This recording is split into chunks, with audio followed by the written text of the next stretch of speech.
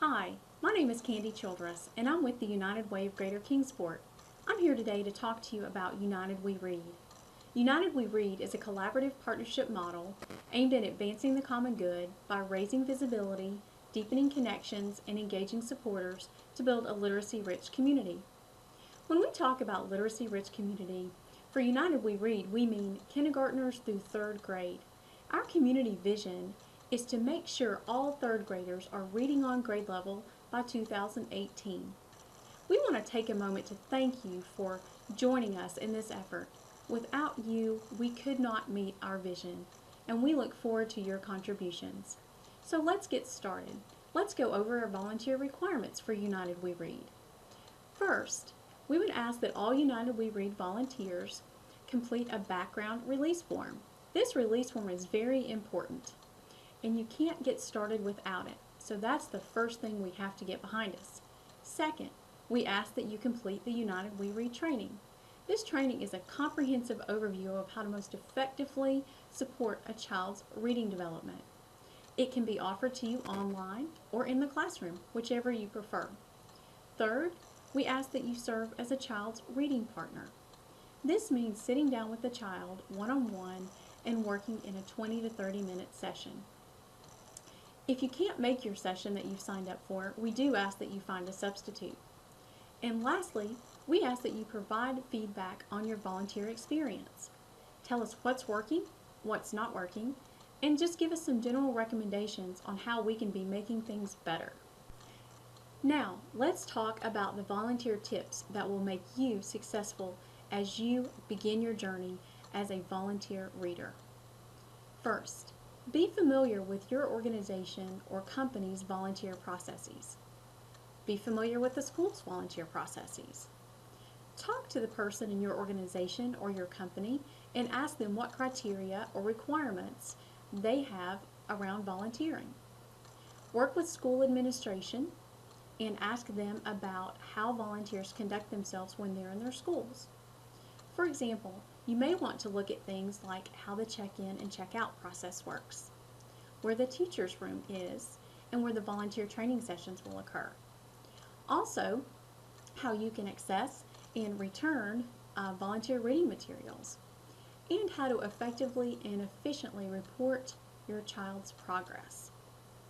Second, consider yourself a role model.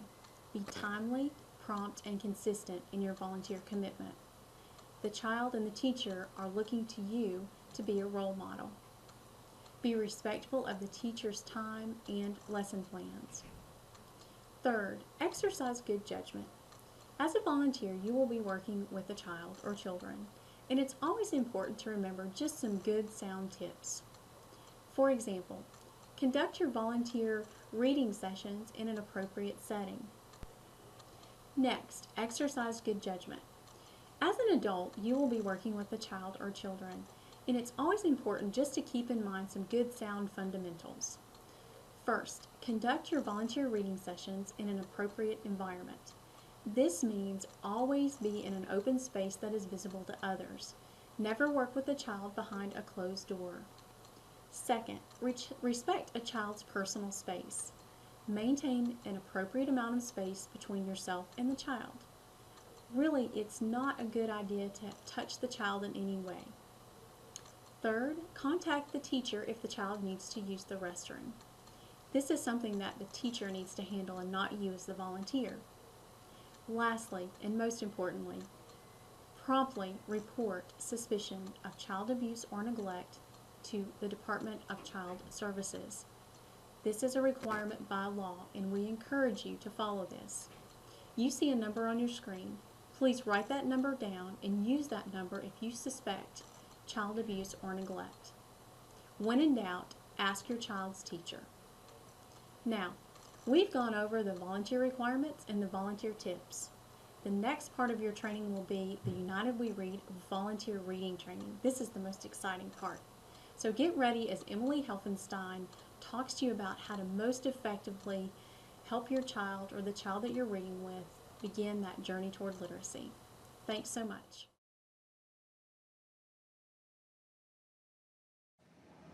Hi, Hi, my name is Emily Helfenstein, and I'm the Literacy Coordinator for Kingsport City Schools. We are so happy that you have decided to join us in volunteering with our students, and we appreciate your time.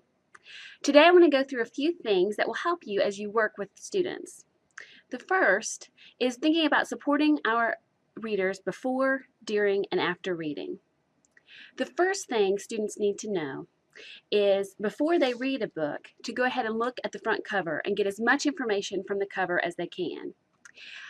They can look for the title, see if they can discover what they know about the book, and look at the illustrations and pictures to determine what type of text it is. Is it a narrative or an informational? Once they've looked through those, they can begin to make predictions about the text to decide what they think the book is going to be about. When you're working with students, motivation is key. It is important to make sure that the child that you're working with is very excited about reading. One thing that you can do is read a sample of the text for the student so that the child can hear an example of good reading. You can also take turns if the child struggles on a text. They may not feel like reading the entire book, but you could read a page and they can read a page, and you can take turns. Another idea is to read together. It's often good for students that are feeling apprehensive about reading to read with them so that they'll feel confident. The other thing you could do is use voices to make the text more exciting. You can pretend you're a character, they can pretend they're a character, or just use silly voices for younger students. Be specific in the encouragement that you provide to the students. Make sure that you tell them what you think about what they're doing and why they're doing it well. For example, I like the way that you used your voice to make the character sound excited about a birthday present. During reading, you can discuss illustrations, make predictions, ask questions, and check for meaning before reading the text on the page. In the book that we were looking at earlier, there's a page where the sailors are all laying down and have their feet propped up. One question you might ask is, what do we know about the sailors from this picture? Why do they have their feet propped up? And the students may begin to realize that these sailors are tired, they're being lazy this day, and they decide to all go to sleep. It's important to have the students go back to the text for evidence rather than just come up with answers based on their own experience. When you're reading with students, it's good to ask questions, keep them engaged, but then there will be times when they struggle with words. And so we want to make sure that you know what to do when the student struggles. You will have a document that is titled What to Do When a Child Gets Stuck on a Word, and we're going to go through some of those strategies right now. The first thing to do when a child gets stuck on the word is to have the child look back at the adult for support. Many times children just look up and they're concerned about what the word is, but they don't give it another try. So have the child go back to the word and look at the word to see what they need to do next. The next thing that you can do is look at the initial, middle, or ending sounds, and then move through the word following the sound. Many times students could get the first sound and let them at least get that piece. Or they may be able to give you the first and the end sound and then just have them do the best they can as they follow through the word. For example, the D in dog or the P in puppy, they could get that sound and then they can work on the sounds that they know throughout those words. Another strategy is to chunk the word, to break the word apart and focus on the known parts. So in the word little, you can have them look at the li and then the tul. Going, you could break it apart to go and ing, and really take each word and take apart the chunks that they know so that they realize that they do have some good understandings about reading, and let them read the words that they do know and the sounds that they do know. If a student is struggling with a difficult word, it's also a good strategy to have them take off the prefixes or the suffixes and look at the root word. That will help them to see the words that they know or the sounds that they know and really be able to come up with a good guess for the word. If a student continues to struggle, they can reread the sentence, find what makes sense, what looks right, and sounds right for the unknown word. Sometimes they may need to use the pictures, and sometimes they may need to take a good guess. They may take the initial sound and the picture and try to put it into context, and that's a good strategy. They can also look at the pictures to support the word. Many times, if they look through the pictures and they get a good sense of the story, they're going to be able to decode the word. If they're having trouble and they don't know a word, have them skip it and go back and read it without that word, and then go back and insert that word and see if they can come up with it then. Another idea is to get your mouth ready to make the sound. For our younger readers, sometimes just the thinking of that sound really helps them out. Another idea is to think about the meaning of the story and what would make sense to a reader, or what would make sense for that piece. After reading, have the child summarize the book. Having a child retell a story is key in making sure that they understand the text that they've read. Ask questions. What was the main idea of the story? Describe where the story takes place. Describe the main characters. What was the problem in the story and how was it solved? What was the author's message? There are several types of text. And for Common Core, it's important for us to make sure that we're using the correct terminology, but that we also have a good understanding of text. The two main umbrellas for text are narrative and expository.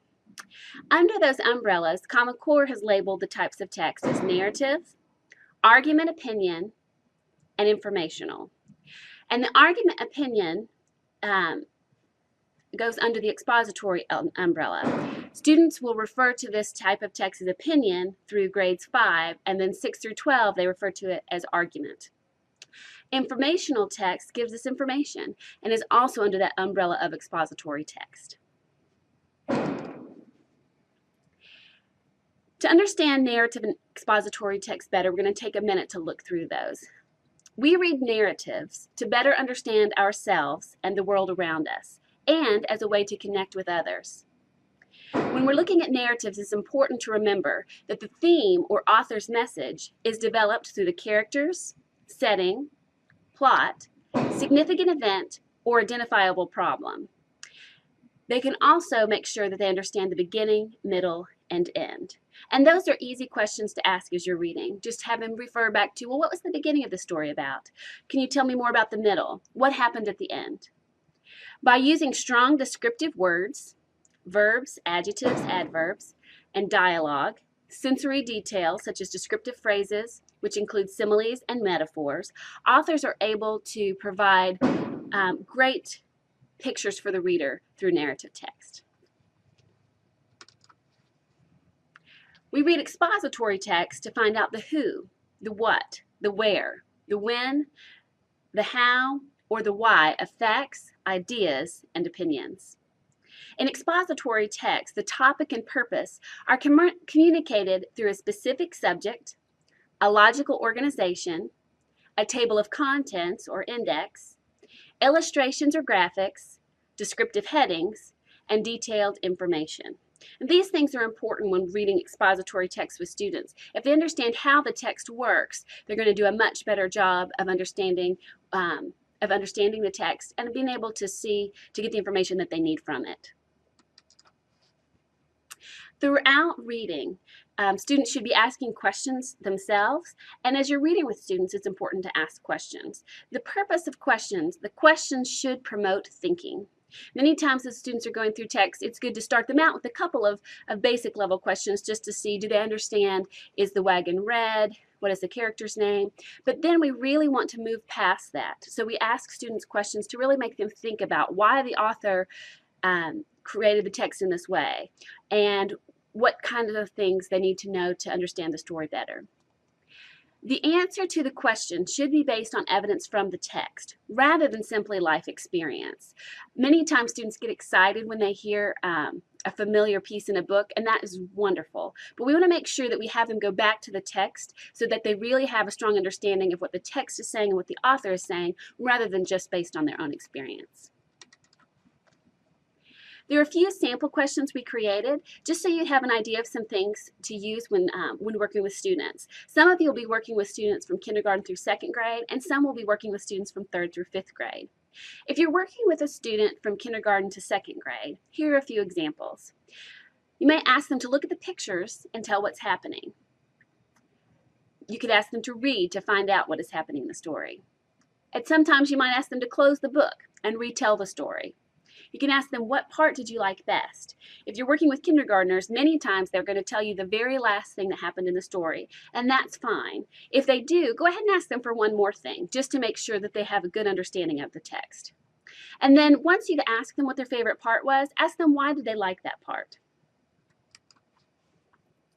If you're working with 3rd through 5th grade students, these are a few sample questions. You might list 3 questions that you had while reading the first part of the story.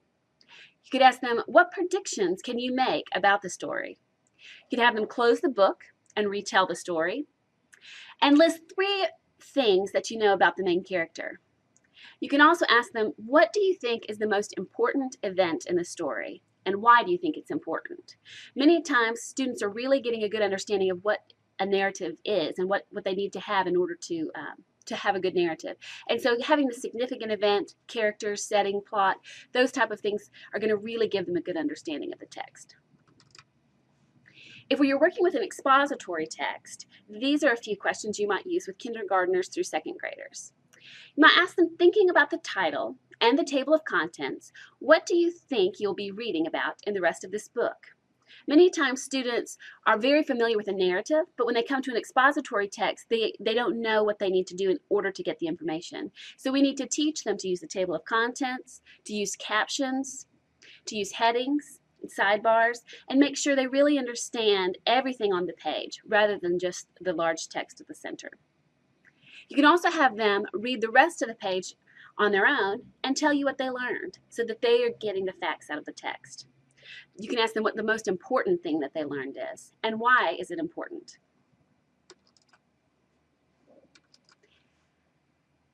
There's also a few sample questions for expository text. If you have 3rd through 5th grade students, you can ask them, what questions did you have as you were reading the first part of this text? How do the text features help you understand the text? What is the most important fact on this page and why? And then you can ask them to give a summary of this book in their own words. These are just a few of the things that you can do as you're reading with students. We truly appreciate your time. We are thankful that you are giving up your time to volunteer with our students, and we know it makes a difference. And we just thank you for that. And as you continue to work with students, we hope that you enjoy that relationship that you have with them and that you enjoy reading. Thank you.